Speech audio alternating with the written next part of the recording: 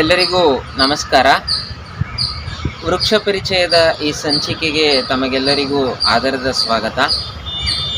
ನಾನು ಇವತ್ತು ಬೆಂಗಳೂರಿನಿಂದ 27 ಕಿಲೋಮೀಟರ್ ದೂರದಲ್ಲಿರುವಂಥ ದೊಡ್ಡಾಲದ ಮರದಲ್ಲಿ ಇದ್ದೀನಿ.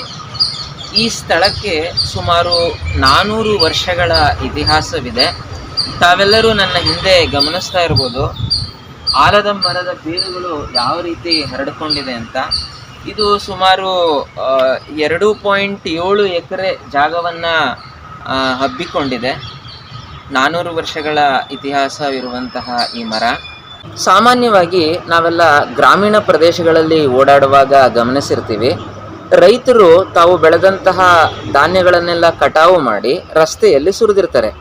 ನಮ್ಮ ವಾಹನಗಳು ಅವುಗಳ ಮೇಲೆ ಸಂಚರಿಸಿದಾಗ ಅದರಲ್ಲಿ ಆ ಒಣಗಿದಂತಹ ಬೆಳೆಗಳಲ್ಲಿ ಇರುವಂತಹ ಧಾನ್ಯಗಳೆಲ್ಲ ಕೆಳಗೆ ಉದುರುತ್ತವೆ. ನಂತರ ಅವುಗಳನ್ನೆಲ್ಲ ಶೋಧಿಸ್ಕೊಂಡು ಅವರು ಮಾರುಕಟ್ಟೆಗೆ ತಲುಪಿಸ್ತಾರೆ. ಹಿಂದೆ ಯಾವುದೇ ವಾಹನಗಳು ಇರದಿದ್ದಂತಹ ಕಾಲದಲ್ಲಿ ರೈತರು ಧಾನ್ಯದ ಕಣಗಳಲ್ಲಿ ತಮ್ಮ ಬೆಳೆಗಳಲ್ಲಿರುವಂತಹ ಧಾನ್ಯಗಳನ್ನು ಬೇರ್ಪಡಿಸ್ಕೊತಿದ್ರು.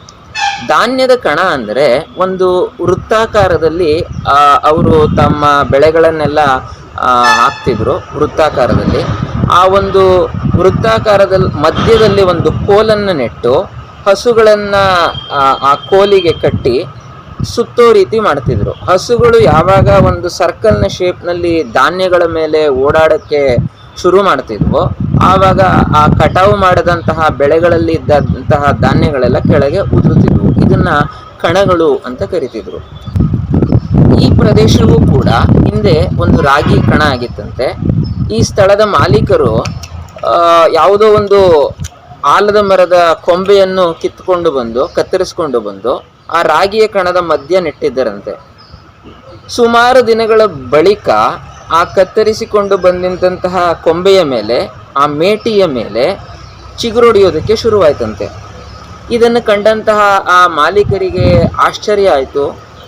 ಅವರು ಶಾಸ್ತ್ರಜ್ಞರ ಮೊರೆ ಹೋಗ್ತಾರೆ. ಆಗ ಶಾಸ್ತ್ರಜ್ಞರು ಇದು ದೇವರ ಪವಾಡ ಅಂತ ಹೇಳ್ತಾರೆ. ಅದಕ್ಕೆ ಸರಿಯಾಗಿ ಅವರ ಕನಸಿನಲ್ಲೂ ಕೂಡ ಮುನೇಶ್ವರ ಸ್ವಾಮಿ ಬಂದು, ಇದು ನಾನು ನೆಲೆಸಬೇಕಾಗಿರುವಂತಹ ಪ್ರದೇಶ, ಈ ಒಂದು ಆಲದ ಮರದಲ್ಲಿ ನಾನು ನೆಲೆಸ್ತೀನಿ, ಈ ಪ್ರದೇಶವನ್ನು ಹಾಗೆ ಉಳಿಸಿಕೊಳ್ಳಿ ಅಂತ ಹೇಳಿದಾಗ ಇಲ್ಲಿ ಆಲದ ಮರ ಬೆಳೆಯೋಕೆ ಶುರುವಾಗತ್ತೆ. ಈ ಆಲದ ಮರ ಇರುವಂತಹ ಜಾಗದಲ್ಲೇ ಈ ಮರದ ಕೆಳಗೇನೆ ಒಂದು ದೇವಸ್ಥಾನವನ್ನು ಆ ಮಾಲೀಕರು ಕಟ್ಟಿಸ್ತಾರೆ. ಮುನೇಶ್ವರ ಸ್ವಾಮಿ ದೇವಸ್ಥಾನ. ಬನ್ನಿ ಅವೆಲ್ಲದರ ದರ್ಶನವನ್ನು ನಾವೀಗ ಪಡೆಯೋಣ.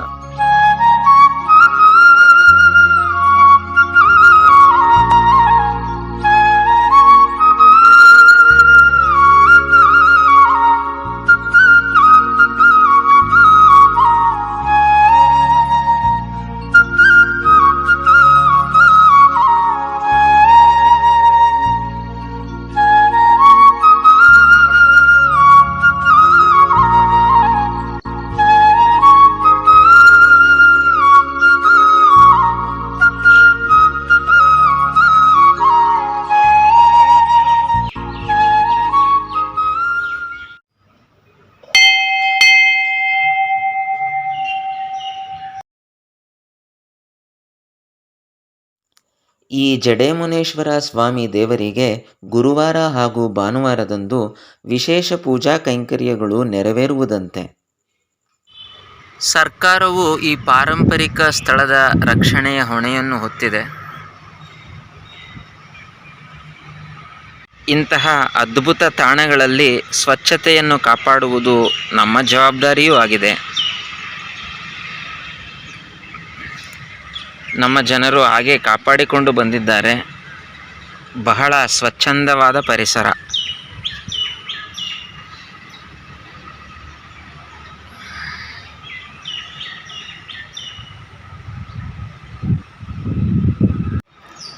ಇವುಗಳನ್ನು ಏರಿಯಲ್ ರೂಟ್ಸ್ ಅಂತ ಕರೀತಾರೆ.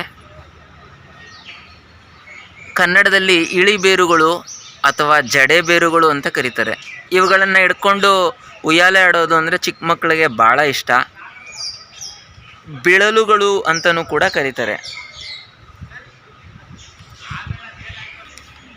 ಸುಮಾರು 25 ವರ್ಷಗಳ ಹಿಂದೆ ಈ ಜಾಗದಲ್ಲಿದ್ದಂತಹ ಮೂಲ ಕಾಂಡ ಒಣಗಿ ಹೋಗಿತ್ತಂತೆ. ಹಳೆ ಬೇರು ಹೊಸ ಚಿಗುರು ಕೂಡಿರಲು ಮರ ಸೊಬಗು ಎಂಬ DVGಯವರ ಮಾತಿನಂತೆ ಈ ಬಿಳಲುಗಳು ಭೂಮಿಗೆ ತಾಗುವುದರಿಂದಾಗಿ ಹಳೆ ಬೇರುಗಳು ಹೋದರೂ ಕೂಡ ಇಷ್ಟೊಂದು ಹೊಸ ಚಿಗುರುಗಳು ಹುಟ್ಟಿಕೊಂಡಿದೆ. ಅದನ್ನು ನಾವಿಲ್ಲಿ ಗಮನಿಸ್ತಾ ಇದ್ದೀವಿ.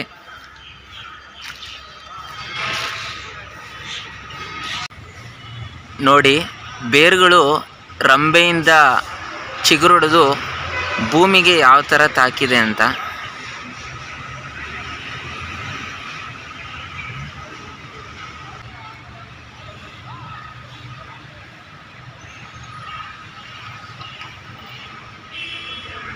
ತೋಟಗಾರಿಕೆ ಇಲಾಖೆಯವರು ಇಲ್ಲಿ ಕೆಲವು ಉತ್ತಮವಾದ ಮಾಹಿತಿಗಳನ್ನು ಒದಗಿಸಿದ್ದಾರೆ. ನಾವಿಲ್ಲಿ ಅವುಗಳನ್ನು ಗಮನಿಸಬಹುದು.